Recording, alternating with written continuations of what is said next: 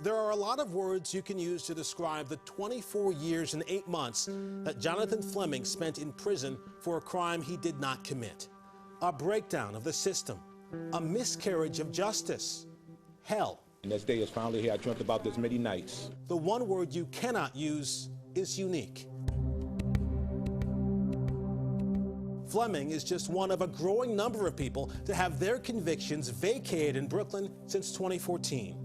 It's now up to 25 exonerations, 24 men and 1 woman, almost all of them people of color, who have spent a combined 446.5 years behind bars, all finally cleared because of the groundbreaking conviction review unit started by Brooklyn's late DA, Ken Thompson. We've got to prevent these wrongful convictions, and we have to correct these miscarriages of justice. I know that you've described him as being a mentor to you. Absolutely.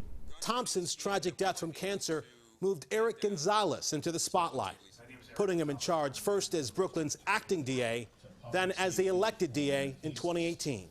Now Gonzalez is pushing new reforms that he thinks could be even more groundbreaking for the borough. Not just reevaluating the cases of those accused wrongfully, but changing the way his office treats those who are sent away for crimes they did commit. Have they complied with prison rules and obligations? Have they lived a peaceful life inside prison? So it shouldn't be a form letter. It should not be a form letter, and it shouldn't be a foregone conclusion that parole will be denied.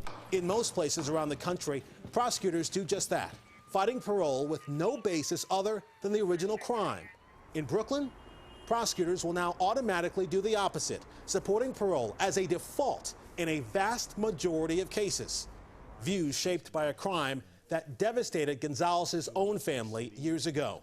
Something you don't really talk about. I've never really heard you speak about it before. Yeah, I don't really talk about it. Just a year after Gonzalez graduated from law school, his brother was shot and killed in the Bronx. I think it's a very human emotion to want vengeance, especially in the situation your family is put in. Yeah, I think, you know, come from a family who was religious and, you know, prayed on this. I do not believe that my father ever got over it. You know, the hurt that he felt was the hardest thing to see him go through. Yet today, and my brother's killer was paroled and he's out. Today I see my father, you know, is in the process of having moved on because he's not in the situation of having to run back and forth to court. As you might imagine, the idea of letting convicted criminals go free sooner does not appeal to everyone, including the union that represents uniformed NYPD officers.